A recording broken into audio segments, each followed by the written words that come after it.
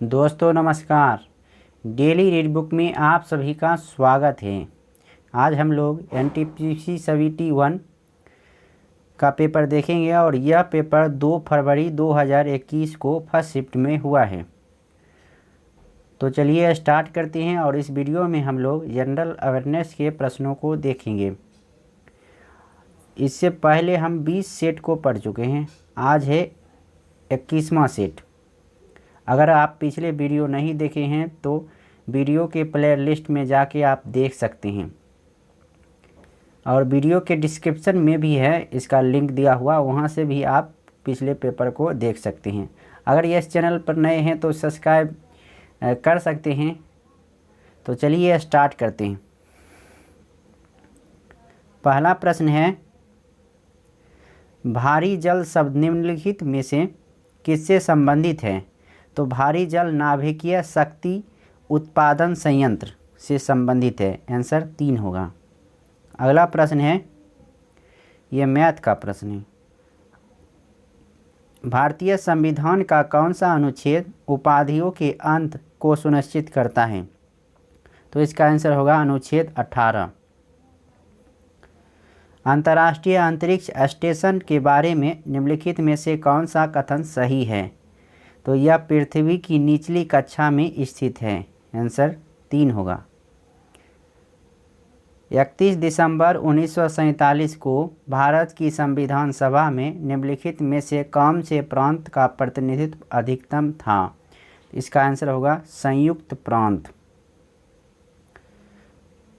अगला प्रश्न है, भारतीय राष्ट्रीय कांग्रेस का पहला अधिवेशन 1885 में आयोजित किया गया था। इसका आयोजन भारत के किस शहर में किया गया था? इसका आंसर होगा बम्बई में। इसमें कितने मेंबर ने भाग लिया था? तो 72 और इसके अध्यक्ष कौन थे? तो बोमेश चंद्र बनर्जी। अगला प्रश्न है, निम्नलिखित में से कौन सा फसलों को 2019-20 के दौरान भारत में उनके उत्पादन के सही अवरोही क्रम के अनुसार दर्शाता है? तो इसका आंसर होगा चावल, गेहूं, मोटे अनाज, दालें।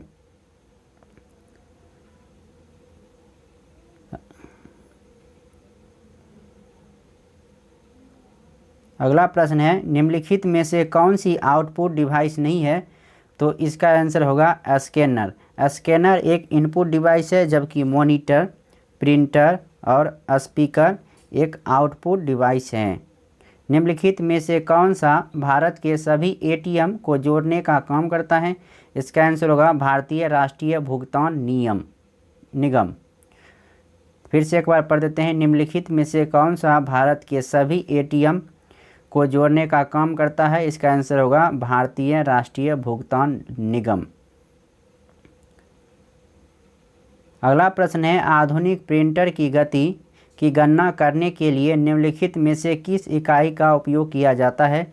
इसका आंसर होगा पीपीएम। अगला प्रश्न है,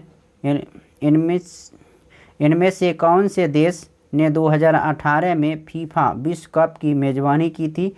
तो इसका आंसर होगा रूस। तो इसमें विजेता देश था फ्रांस। अगला प्रश्न है,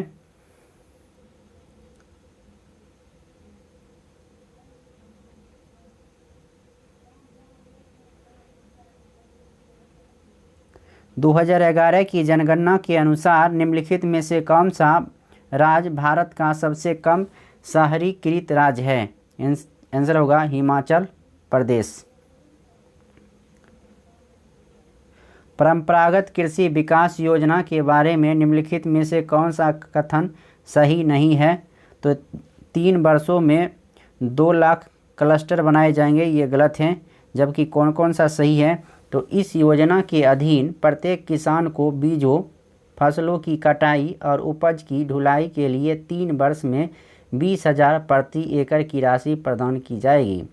इसे जैविक खेती को बढ़ावा देने के लिए शुरू किया गया था। इसका शुभारंभ अप्रैल 2015 में किया गया था।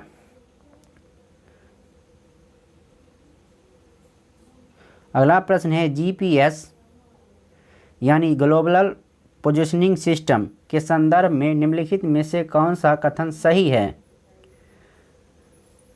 तो इसका आंसर होगा पर्वत और बिल्डिंग ब्लॉक जीपीएस सिग्नल के लिए बाधा बन सकते हैं। आंसर 2। अगला प्रश्न है आईएमएफ और विश्व बैंक का गठन 1944 में हुआ था। उनके मुख्यालय किस शहर में स्थित है? आंसर होगा वाशिंगटन डीसी। चंद्रगुप्त मौर्य के गुरु कौन थे? इसका आंसर होगा विष्णुगुप्त। इसका अन्य नाम चाणक्य भी है और इसे कौटिल्य भी कहते हैं। अगला प्रश्न है प्रत्येक वर्ष डैश द्वारा व्यापार करने की सुगमता संबंधी सूचकांक यानी ease of doing business index को जारी किया जाता है? तो इसका आंसर होगा विश्व बैंक समूह।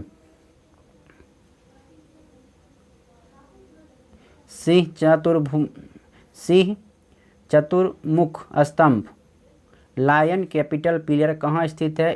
आंसर होगा सारनाथ में। उस विकल्प का चयन कीजिए जो तीसरे शब्द से उसी प्रकार संबंधित है जिस प्रकार दूसरा शब्द पहले पद से संबंधित है। तो हिमाचल प्रदेश, धर्मशाला, तो महाराष्ट्र, नागपुर। हिमाचल प्रदेश का एक शहर है धर्मशाला, तो महाराष्ट्र का शहर नागपुर।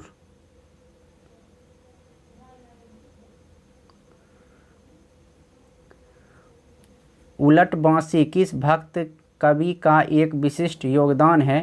आंसर होगा कबीर। कच्छ के महान रण के बारे में निम्नलिखित में से कौन सा कथन असत्य है? तो यह एक मीठे पानी की झील है, ये गलत है। खारे पानी की झील है। तो कौन सा सही है पढ़ते हैं। यह कच्छ वासियों द्वारा बसाया गया है। यह थार रेगिस्तान में मौजूद एक लवणीय दलदल है। राजहंस बड़ी संख्या में यहाँ आवास के लिए आते हैं। तो इस प्रकार इसका आंसर 1 होगा। अगला प्रश्न है भारत के इनमें से किस मुगल शासक ने अंग्रेजों को सूरत में अपना पहला कारखाना स्थापित करने की अनुमति दी थी? इसका आंसर होगा जहांगीर। निम्नलिखित में से किसकी कमी से वर्णांता और कमजोर दृष्टि की समस्या उत्पन्न होती है? इसका आंसर होगा विटामिन ए। निम्नलिखित हस्तियों में से किसे कुष्ठ रोग उन्मूलन के क्षेत्र में योगदान के लिए 2018 में गांधी शांति पुरस्कार से सम्मानित किया गया था? इसका आंसर होगा योही सासाकावा। भारतीय संविधान के किस अनुच्छेद में पंचायतों और स्थानीय निकाय शासन से संबंधित प्रावधान शामिल हैं? आंसर होगा अनुच्छेद 243। भारत के राष्ट्रीय प्रतीक के नीचे उत्कीर्णित सत्यमेव जयते शब्द कहाँ से लिया गया है? इसका आंसर होगा मुंडको उपनिषद से। 1942 में किस प्रधानमंत्री के निर्देशानुसार क्रिप्स मिशन भारत आया था? इसका आंसर होगा विंस्टन चर्चिल।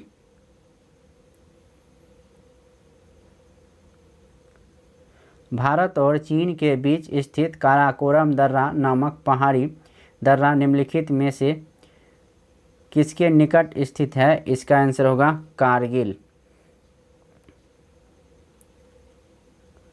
पश्चिम बंगाल में मई 2020 में आए चक्रवात अम्फान का उद्गम स्थान कौन सा है? इसका आंसर होगा बंगाल की खाड़ी। इनमें से कौन सा ग्रह दक्षिणावर्त दिशा में घूमता है? तो इसका आंसर होगा शुक्र और अरुण। इधर से भी दूसरा और उधर से भी दूसरा। शुक्र और अरुण दक्षिणावर्त दिशा में घूमता है यानी पूरब से पश्चिम की ओर। निम्नलिखित में से किस खिलाड़ी ने तैराकी में सर्वाधिक ओलंपिक स्वर्ण पदक हासिल किए हैं? इसका आंसर होगा माइकल फेल्प्स। अगला प्रश्न है अभिज्ञान प्रौद्योगिकी में OMR का उपयोग होता है। इसमें M का पूर्ण रूप क्या है? तो M का पूर्ण रूप मार्क होगा। मार्क रिकॉग्निशन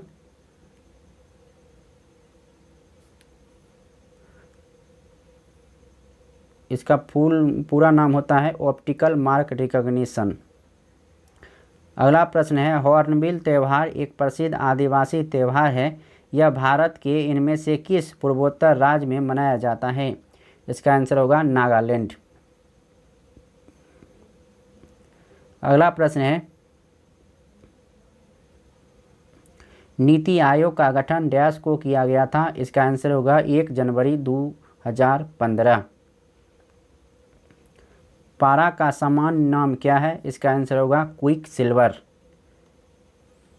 अगला प्रश्न है, NSE national stock exchange of India का मुख्यालय कहाँ स्थित है?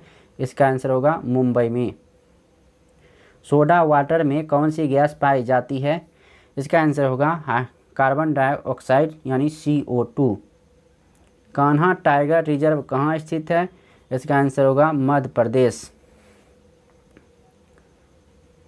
अगला प्रश्न है, भारत में इनमें से किस आनुवंशिक रूप से संशोधित फसल की कानूनन खेती करने की अनुमति दी गई है? इसका आंसर होगा BT कपास।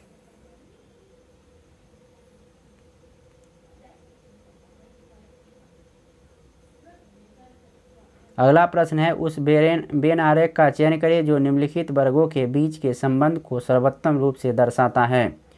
चींटी, कीट, लोमड़ी, स्तनपायी। तो ये कीट हो जाएगा, कीट के अंदर चींटी हो जाएगा, और स्तनपायी ये है, स्तनपायी के अंदर लोमड़ी आ जाएगा।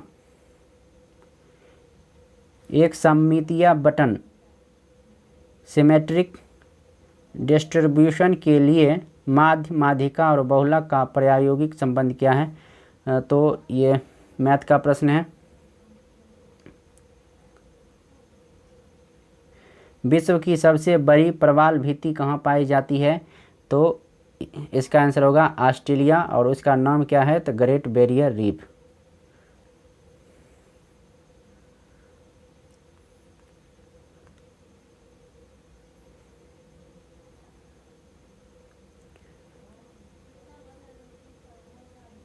चार शब्द दिए गए हैं जिनमें से 3 किसी तरह से एक समान है और एक असंगत है। असंगत का चयन करें।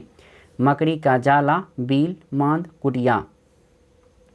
तो ये कुटिया मनुष्यों के द्वारा बनाया जाता है, जबकि मकड़ी का जाला, बील और मांद जानवरों का घर होता है।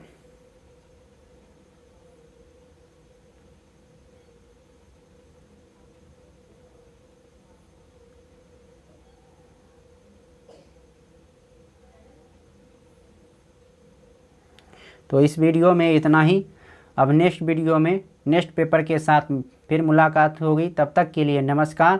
अगर आप लोग इसका PDF लेना चाहते हैं तो नीचे डिस्क्रिप्शन में टेलीग्राम लिंक दिया हुआ है, वहां से आप PDF डाउनलोड कर सकते हैं। धन्यवाद, नमस्कार। आप इस पेपर का एनालिसिस बहुत अच्छी तरह से कीजिए ताकि आगे आने वाले एग्ज़ाम में आप अच्छी तरह से परफॉर्मेंस कर सकें और एक सीट पक्का कर सकें।